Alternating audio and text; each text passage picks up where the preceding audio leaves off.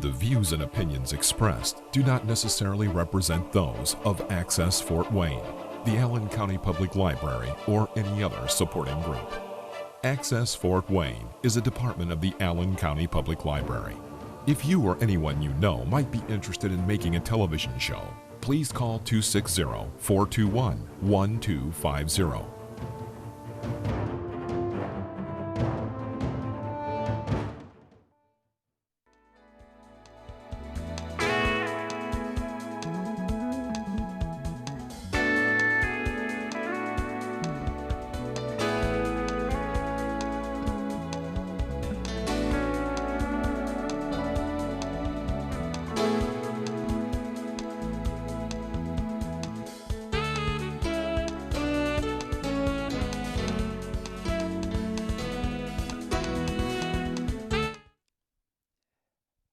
Hi, welcome to the Kachmann Mind, Body, Spirit Show. You're going to love the show today, but this is the beginning of your knowledge. I even tell you about books you should read, things you should look at online, and artificial intelligence. It's coming our way. It's like when electricity was invented.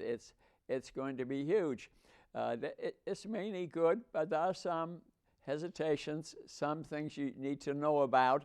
You can't always totally believe it because it's based on information that are created by somebody that sent it to the cloud, to the internet. So, but we'll discuss that in detail. Let's go through history a little bit. Okay, so long before artificial intelligence became practical idea of a living machine existed, but it did exist in mythology. People were speaking about it in ancient Greece and China, but it wasn't taken seriously, frankly, till about the 18th century, when engineers created completely self-propelled devices called automata. You know, the airplane, for example. In the 1940s, digital computers were beginning. 1950s, artificial intelligence was recognized field of study in computers, and they've become more powerful since then. And then the imitation of life, automation, is a machine that operates on its own.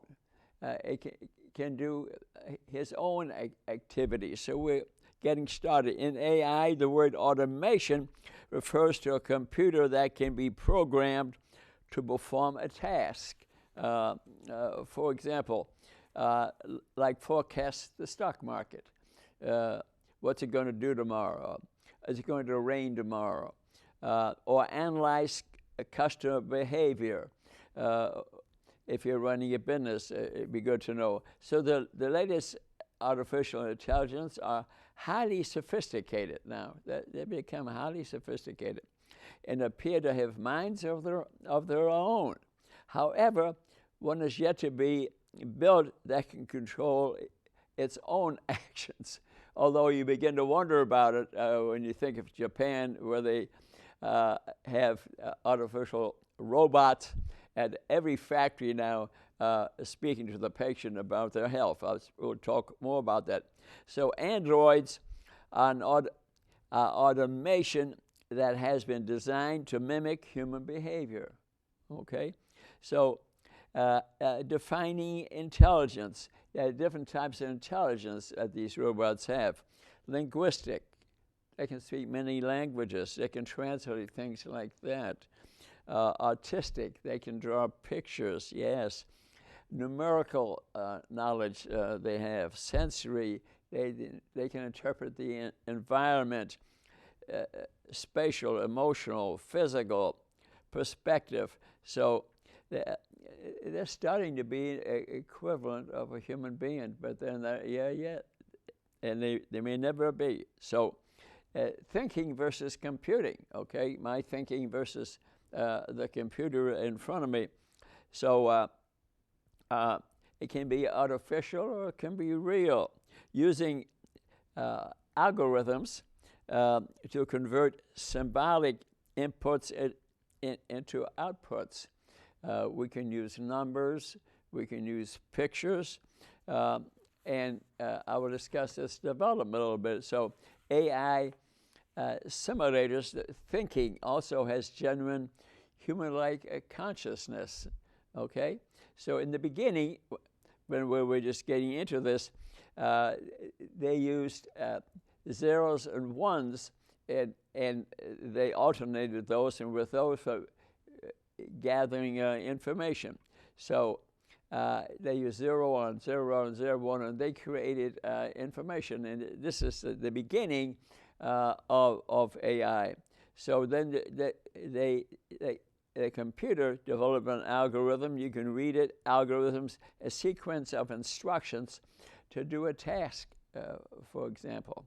And computations use symbols to represent numbers and can be very complex. So when you have numbers, we put up a symbol and we can say this represents this amount of information.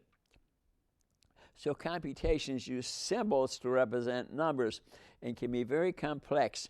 The first mechanical computer was used really almost in 2 centuries ago to regulate wars, so things could be predictable, so no mistakes would be made. And it was determined by an English mathematician, Charles Babbage, in 1791, 1871, and he put this together, and they used it in combat, yes.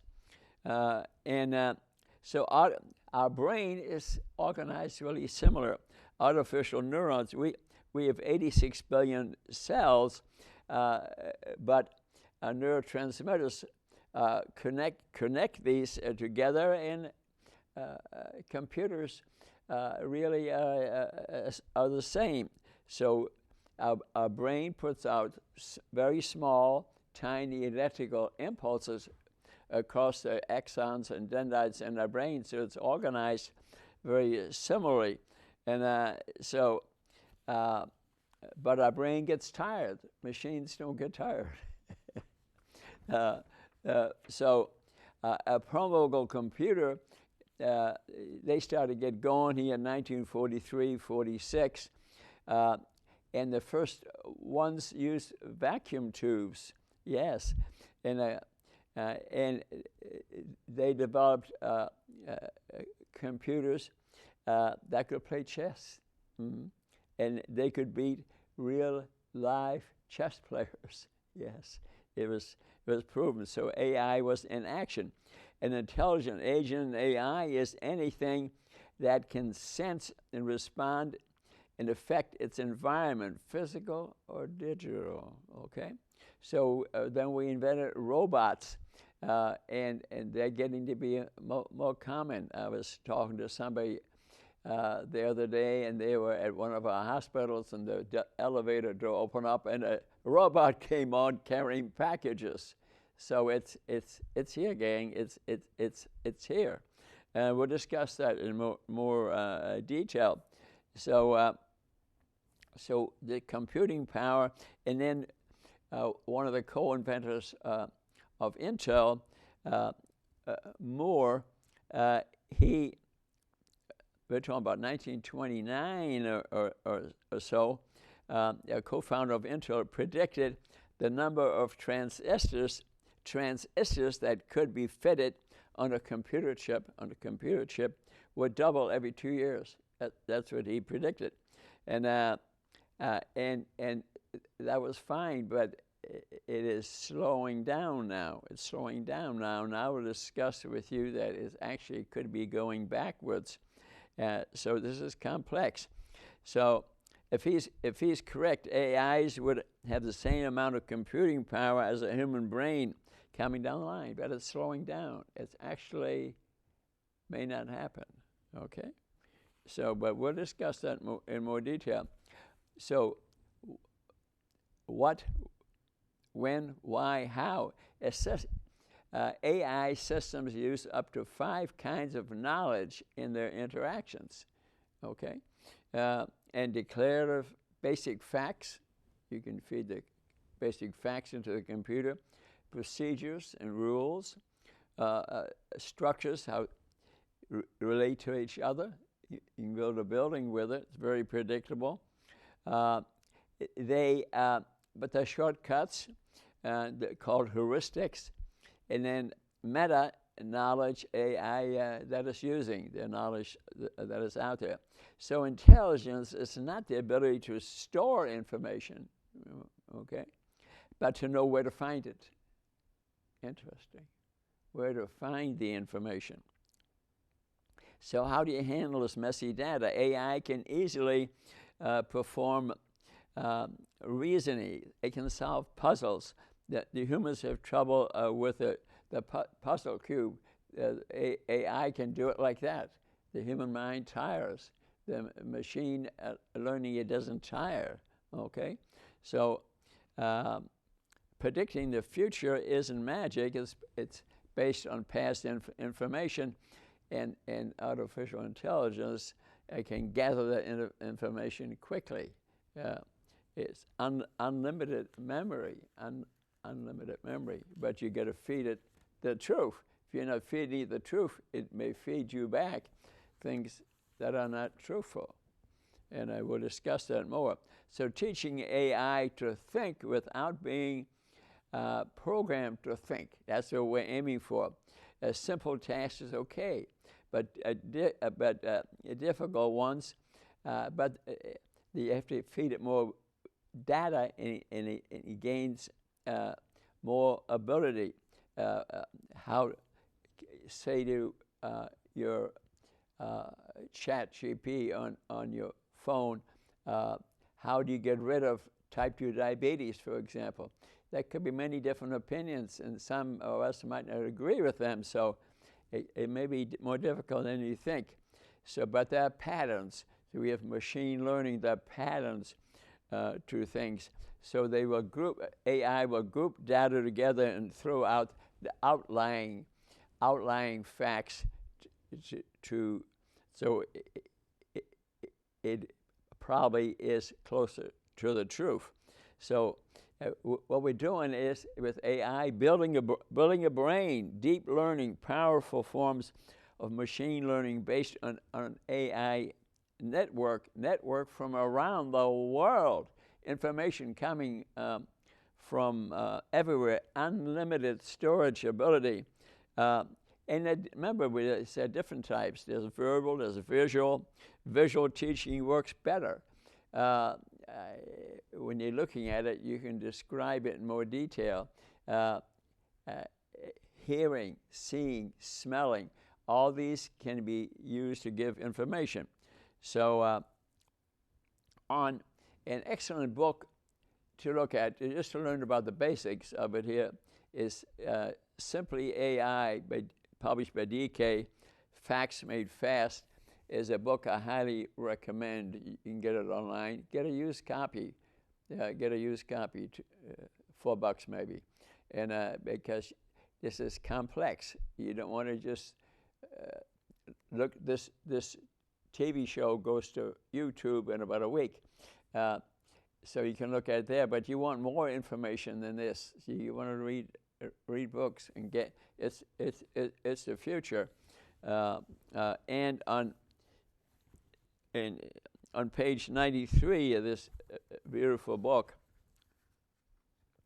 it tells you uses of AI. Yes, and this is not all the things, and I'm not going to read you the whole thing, but I give you some idea. Detecting threats, finance, research, medical, internet, smart devices, understanding words, generative AI, intelligent robot. I could go on and on here, but I want you to look at it yourself.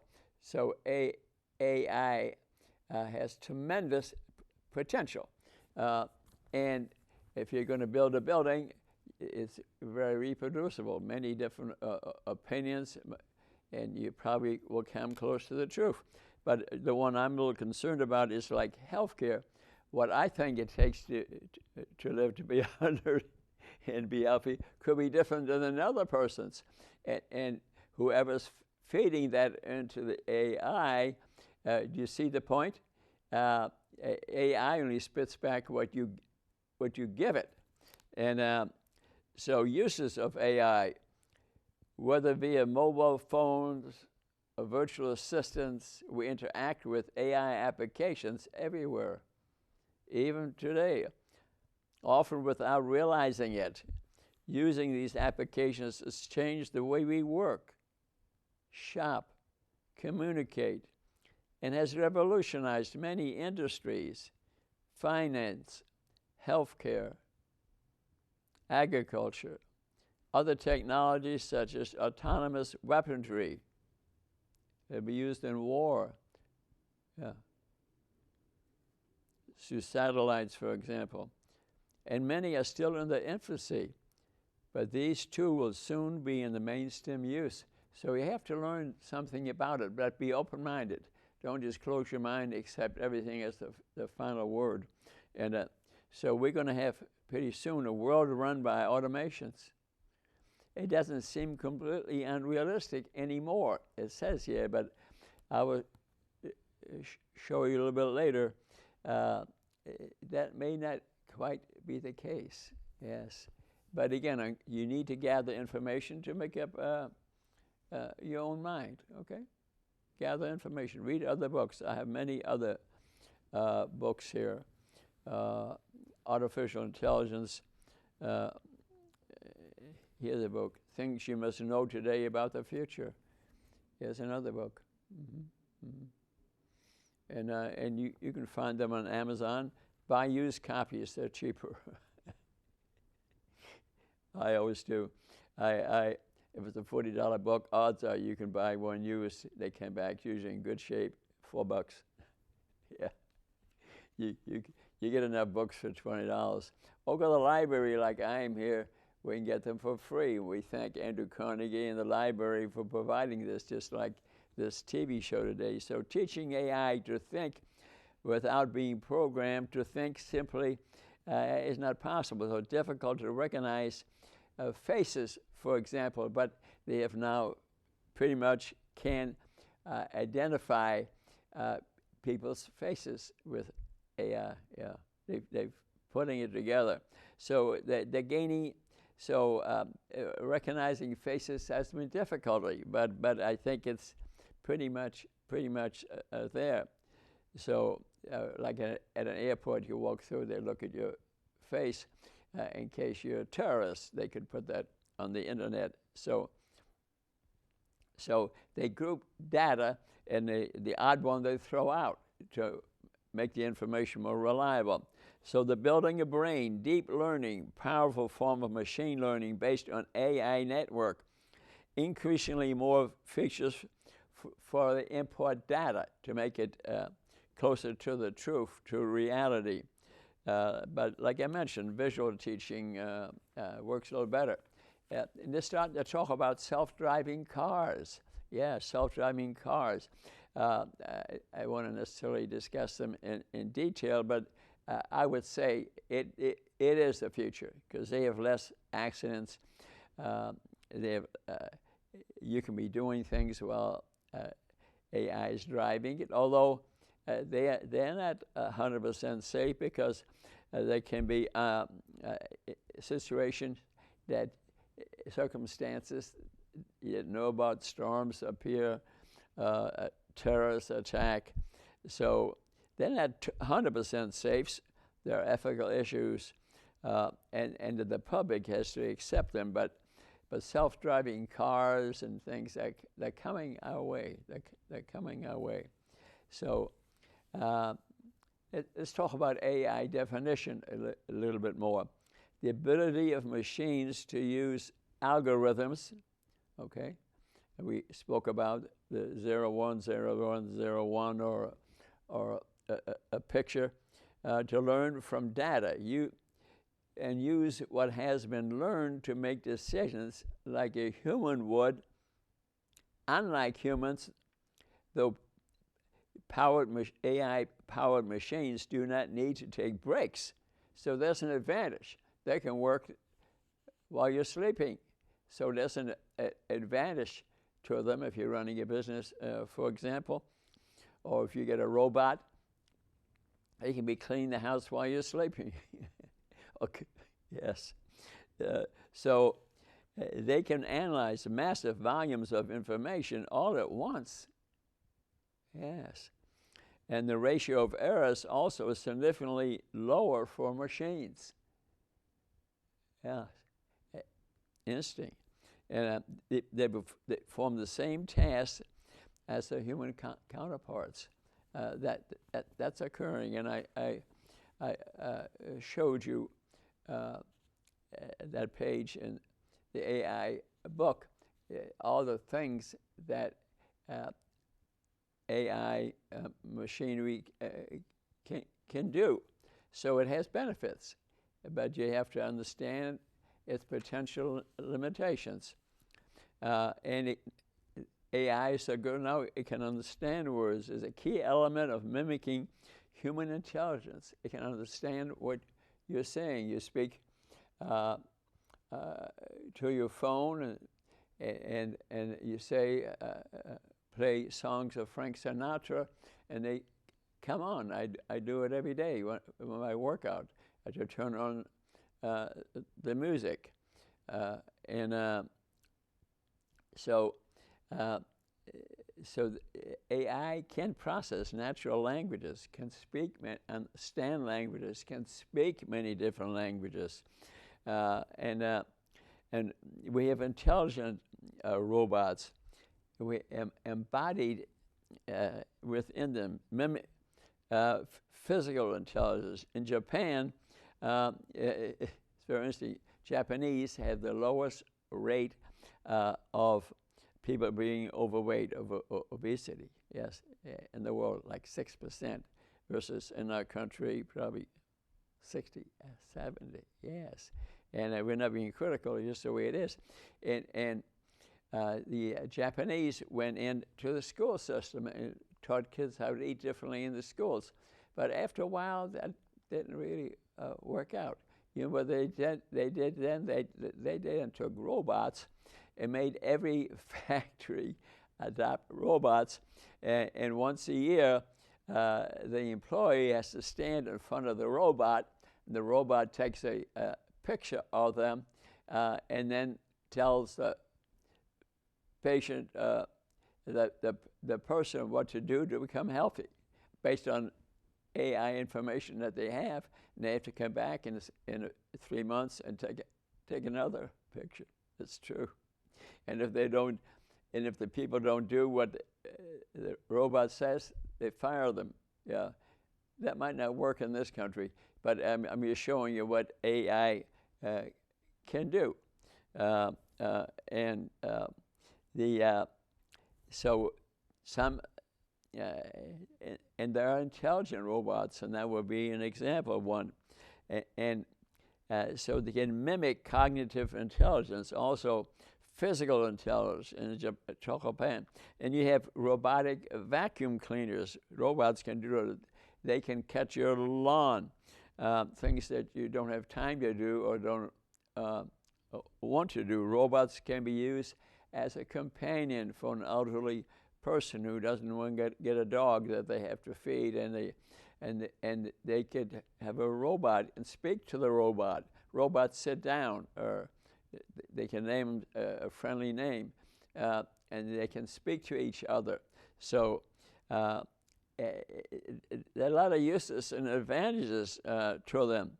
So they can be taught to smile and take a walk with you and walk outside with you and speak to you. They can play music to you. And so they can replace a dog or a cat, and you don't have to clean up or feed it. So the future is coming, and it has advantages. And so robots can be like humanoids, close to it. And in the future, let's face it, war will be fought by drones.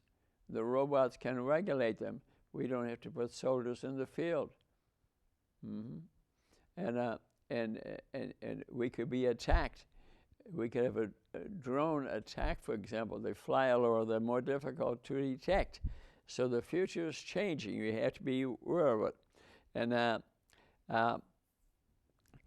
And remember, they can use facial recognition, and they can use to recognize people, say at airports or even in the schools. Make sure the kids coming in the schools are actually kids and not terrorists. So, and they can be used for health.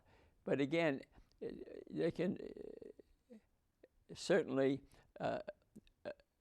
look at you, ask you questions, decide whether you're healthy or not, but they're not as good as a blood test, for example, okay? But they can measure your heart rate, for example, count your breaths and see if you're smiling or not, take a picture of you, and they can be used for virtual coaching and teaching and seeing patients. So there are advantages, and it can be used on the internet, and they can have cameras to take a picture of you at your house, for example. We can have cameras, and through the internet, you could be in another country.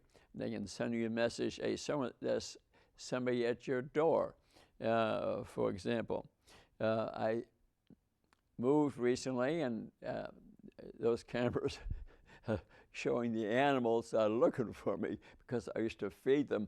And that baby deer, the other day, I saw a buck, a beautiful deer, standing by the door. In essence, I think he was saying, "Where's my food, Rudy?" So it's true. That's actually true. And so they can be used as smoke detectors. And we can have smartphones. And I have one, for example, a smart watch now. And these watches can tell you your blood pressure, your breathing rate. So, and there, the information there doesn't necessarily go up to the cloud. The machinery is right in the watch. It's advanced enough for that. And so we have smartphones, smart watches. So there are smart devices. Sensory alerts.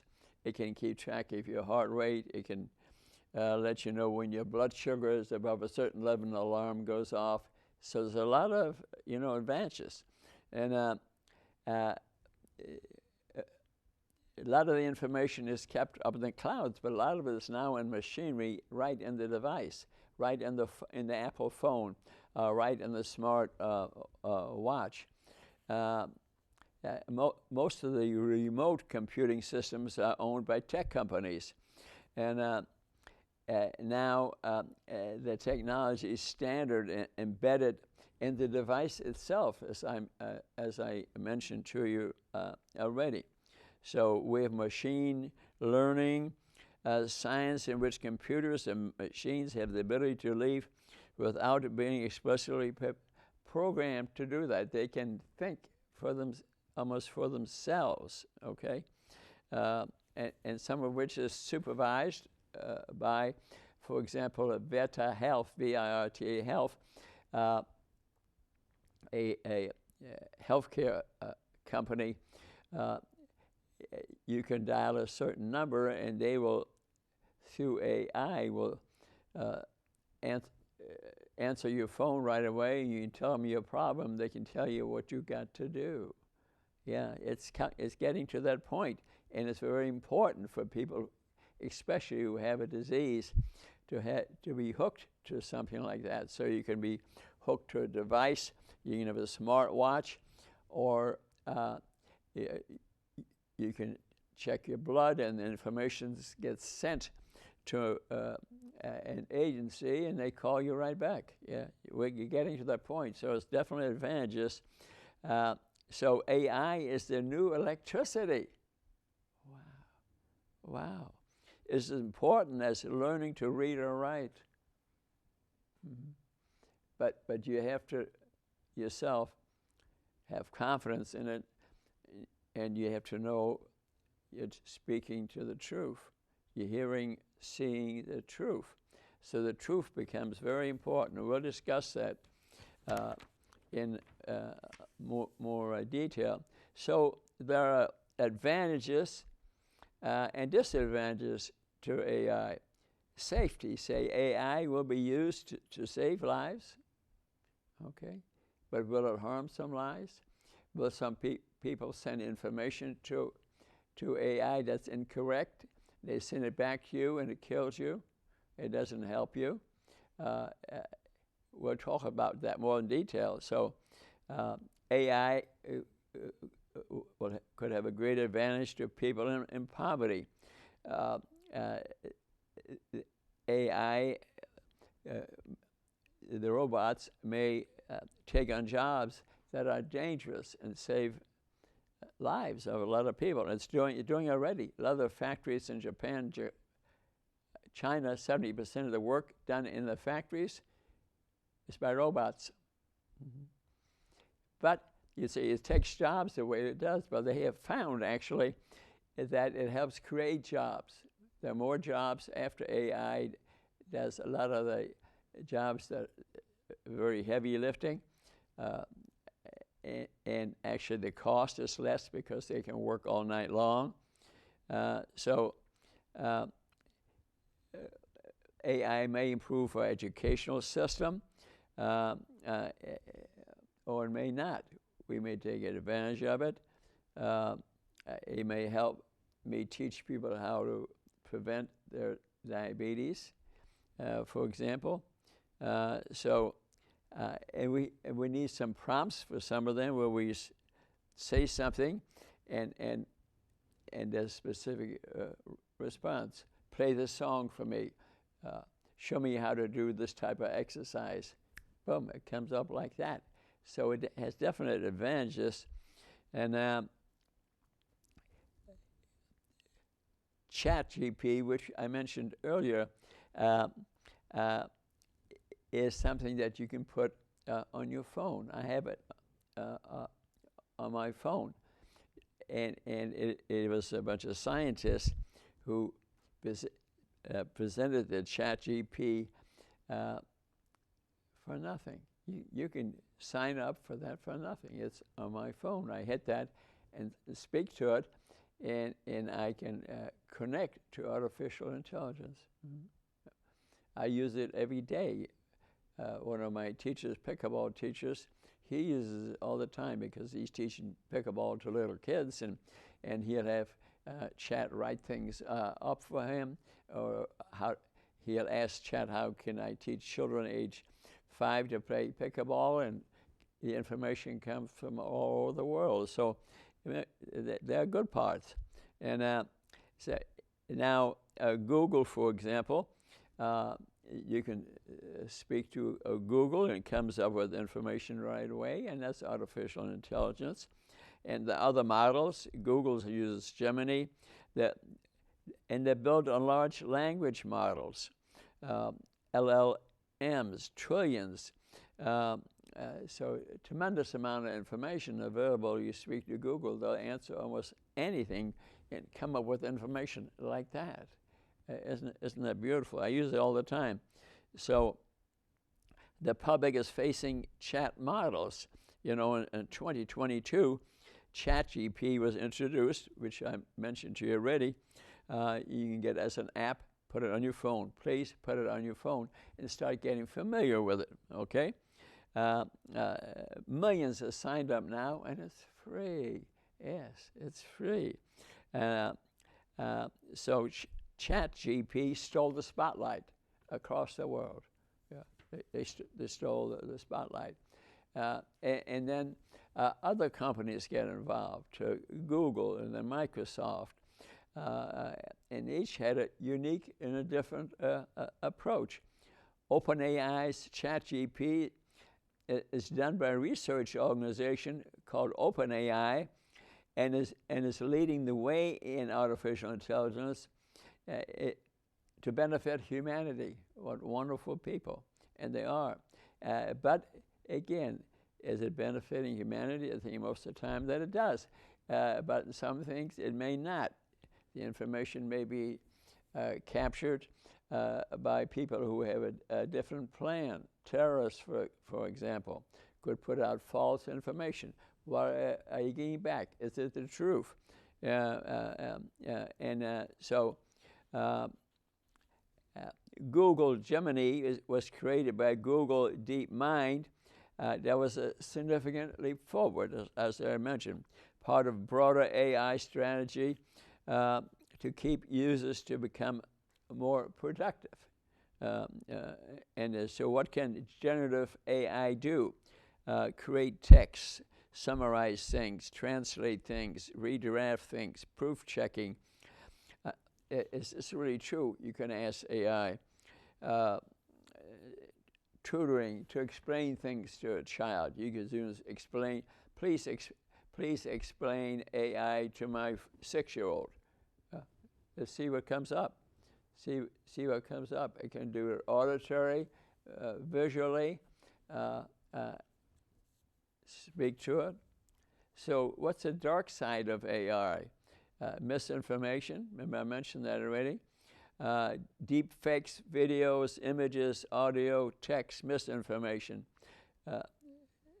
Yeah, that appear. You don't know who sent that information there, and you want to act on it now. For example, in healthcare, I'm really concerned about it because we can have differences of opinion. What I think to get you to live to be 100 may be totally different than another person. I be right, they may be right. We need to strengthen cybersecurity. This is very important. And we'll speak more about that. And AI can create music. It can be creative. And Ampere Music is an example. AIVH, AI-powered platforms, Endless, Sound Raw. These are all sites that can create music, and even AI will even, if you're a ChatGPT, you write me a song about the weather, boom, some words will come out, some suggestions will be made. So use AI as an aid, but not as a crutch. Set goals. Try things out. Embrace creation. And I don't have the final answer to it, and neither do these people. And AI as a tool for empowerment. Interesting. Take small steps. Maybe let it be my pickleball coach used it all the time to teach children, school, how to teach it differently to children, and it has helped him. He's quite an expert on it, and he's teaching me about AI. I spoke to him last night. Matter of fact, I took him to dinner. And so check a number of chatbots. Improve your work, personal projects to new heights in creation, and see what you think. Oh, it really works for me here, and that's how you use it. Maybe get a robot in your house. Maybe your mother lives by herself, is 80 years old and is lonely. Maybe buy a robot for her, that her companion. She don't have to feed it. She don't have to clean up after it. They can smile at each other. They can go for a walk. So, and here's some tips. Identify where AI can help. Pick the right, but never stop learning. And as I already mentioned, it's good for older people. So AI it can be used for personal productivity, life management. My wife, for example, uses it to make a grocery list. Please add coconut milk to the shopping list. I've heard her do it, and she say, Alexa, and add it to the list. She does it every day. So many people rely on a personal assistant, but we can you can speak to Siri, uh, or Google, Amazon, and add to the shopping list. Appointments. Remind me that I have an appointment to see my dentist 3 o'clock on Tuesday. You can, AI can add that to you. So it makes shopping easy. You can refer to it when you're walking around. So so you can use it for increases time management, health and wellness, financial management, personal growth, enhanced learning. So use it as an assistant. Let's back up a little bit here. The next great leap in AI is behind schedule. Remember I was going to bring that up? Big article in the paper the other day. It's behind schedule and crazy expensive. OpenAI's new AI project is behind schedule and running up huge bills. Remember I spoke about Moore's Law? He's increasing the speed, but now it's slowing down. Now it's almost going in reverse. It isn't clear when or if it will work. There may not be enough data in the world to make it smart enough. The project called GPT-5, and codename Orion, has been in the works for 18 months and is intended to be a major advancement AI that powers ChatGPT, which we belong to now. And Microsoft is the biggest, largest investor into this new technology, had expected the new model to be ready in mid-2024, but it is not ready. Orion is the name of the project. It's performed better OpenAI's, but wasn't advanced enough to justify the cost. 6 months training cost was $500 million. AI has been disappointing. GPT-5 is supposed to unlock dramatic improvements, a leap forward in human tasks. Airline tickets, for example, that might be available. So a plea came off a whole page ad I saw, I think in the New York Times, the Wall Street Journal, to David Sachs. He has now been appointed in our nation as the assistant AI and crypto czar for the United States. And a company called Partizol, who are pioneers in cognitive AI, creators of the absolute truth algorithm. What they are pushing is you gotta speak the truth. If you don't speak the truth to AI, difficult to rely on it. There's some things you use as a personal helper, make the robot at home, that's still okay. But if you're going to use it for education, if you're going to use it for health care, demand absolute truth as the minimum standard, or AI is doomed. Exactly what this company is saying. Insist on bias-free algorithms. Reaffirm U.S. leadership in AI. And they're asking the head of AI and cryptocurrency in this country, the appointed leader at this time. And they say the world is watching. I'm watching. So you got to be open-minded. But like I said, do not say, I want nothing to do with it. No, because it is like electricity. It's coming our way. We don't know what the final product is. There are good things for you to use, but you got to be skeptical about it. What they're advising you is this makes sense. Use it as additional information. Do some more reading. Get other opinions. So robots, how they will change our lives, because they are around. Remember I told you about one of the hospitals, the door open, a robot comes on, and he's carrying packages. So, hey, that's useful. Will they change our lives? The purpose of robots, to serve humanity, okay? And they can be created for the good. And we can give them the dangerous jobs, the ones that are too risky for us, that climb up high with their packages. Let the robot do it. They can work all night, make things cheaper. So, a robot is any machine that can be programmed to carry out complex jobs. That's a robot.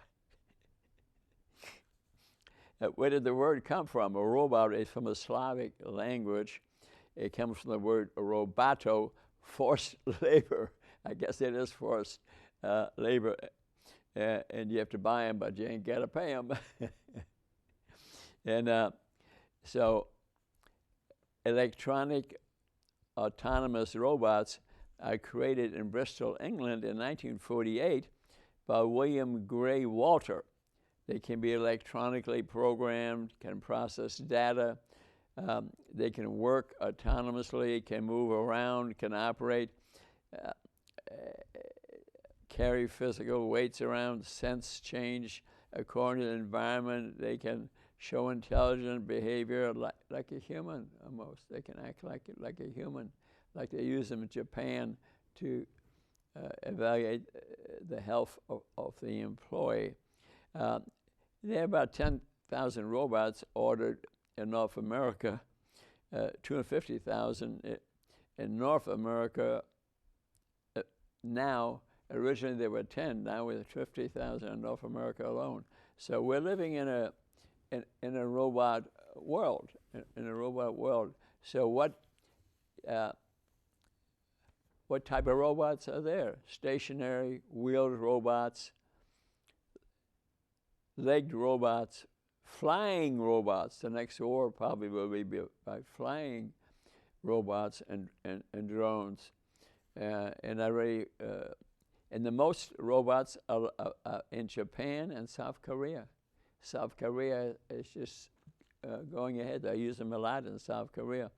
So, and we have home robots, cleaning, ironing, gardening, lawn mowing, basic home robots, smart home robots, companion robots.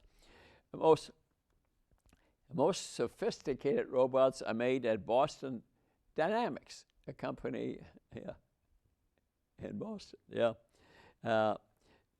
And where are they being used actively? Like in Japan, they use them as a receptionist, as a bellhop, as a concierge. You ask for the concierge, and he knocks on your door, and it could be a robot in some of the hotels in different countries, and it saves them money.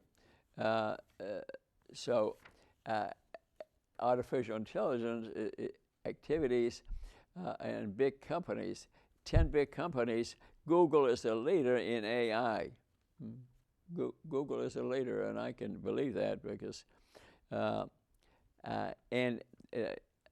their basic Google research, Google machine learning, artificial intelligence, Google Assistant, they send you a personal assistant to help find things, speaks 100 different languages, makes reservations for you, turns on the lights in your car and in your home. I had a friend of mine last night, we were having dinner, and his wife likes the car to be warm, and I noticed he turned the heat up in the car, parked outside through the internet. I had a good demonstration of he showed me a picture of the car and the lights on. That's the new world. So they can, a lot of advantages. They can be used for a lot of good things. And Google Assistant is now available. Hi, can I help? Isn't that wonderful? Yeah. So Google will save photos for you. AI companies have acquired other different startups to make them even bigger. So Google acquired 12 other AI companies, Halley Labs, Kaggle, October 2017. The Chinese get more involved. Facebook uses it too, and just a little differently. And they have machine learning. Detailed personal information is on there. Some pictures of you. I use Facebook quite a way. You could go to YouTube. Take me to Dr. Kachmann's Facebook. Movies here from the library, and as one after the other, and so they use video and photos. You can hand them a limited amount of information. So there's pattern recognition, and they can be used to prevent suicides, for example. And Facebook founder Mark Zuckerberg believes AI will be better than humans. Mm-hmm. But I kind of wonder if he's seen the latest information. I think they'll be helpful, but will be better than humans, maybe more trustable. There's a point to that, and it probably will happen. He's a lot smarter than I am. And Microsoft uses it. So moving from traditional software to cloud-based software now.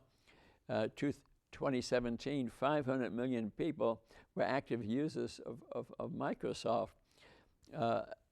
Originally, there was 100 million commercial users, 40 million monthly users use them as a personal assistant. It's integrating AI into most of its products. So it's coming, guys. Become familiar with it, and it provides translators to you. HoloLens, a lens they have developed, one like eyeglasses. Microsoft feels that's the next best thing. You might, I tried it, I didn't like the claustrophobia of it, but you may think it's fantastic, okay? So, NRI is cloud-based AI powered, okay? So aim to improving medical community better than an MRI. Well, maybe it is. Maybe it results in too much information, and then you run a test from it, then they give you a drug, and you're sicker than ever. So it's complex. You need information. AI, Microsoft uses as a language translator. So, and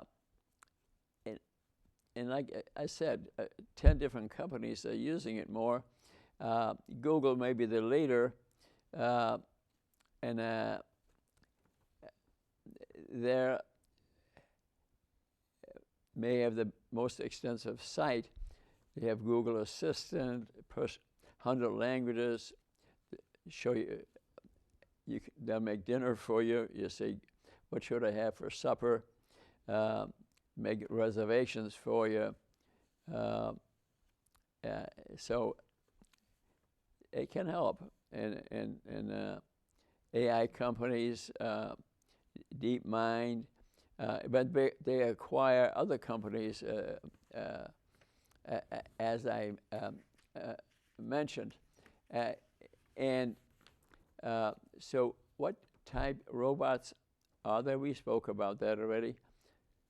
There are stationary ones, wheeled ones, and so I think we've pretty much gotten through the message I want to give you. So I want you to be familiar with AI, and this article that concerns me here. The next great leap in AI is behind schedule and crazy expensive. Wall Street Journal had an article about this, Sunday paper, December 21st. Worth reading, but I told you most of the information already. OpenAI faces an existential question. If the smartest minds working on artificial intelligence can't make that GPT better, is AI itself doomed to disappoint? And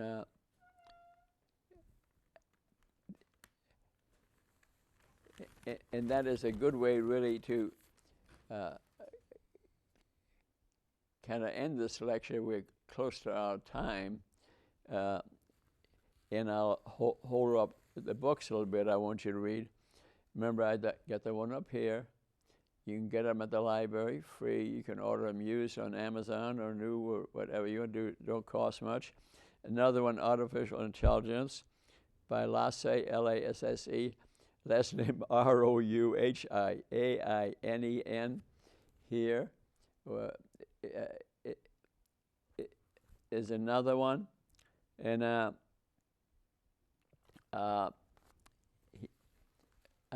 did read quite a few. Living and Working with AI by Ephraim Malik here. Is another one. Remember, gather a lot of information. Gather a lot of information. And a very fundamental one that I found, How to Spell AI by Stephen Lockland here. Also very good. If you take what I taught you today, which will be on YouTube with a few days, actually, YouTube, Rudy Kachmann, AI, read these books, maybe buy one book. You'll have a lot of information, and then see what it can do for your life. But remember, the information that you're going to act on, make sure that it's truth. Without truth, you're doing the wrong thing. And that concerns me. But it can do a lot to improve your life. You just got to learn things you can definitely depend on. Like robots sounds pretty good to me. But I appreciate you watching this show today. I've introduced you, I think, to this very important subject. Look at my other YouTube shows, probably 800 on YouTube now. And you can't sleep, turn one of them on, and you can gather a lot of information. And because I'm about health, and I want you to live to be 100, to play pickleball with me. I played pickleball today. I'm 88 years old. No illness, no pills. One case doesn't prove very much, but it does prove something. Why do I do this? Because I love you. I care about you. And I need somebody to play pickleball with when I reach 100 or maybe 120, because I'm going to learn more of AI and take advantage of it too. I love you. That's why I do this. Namaste. See you next time.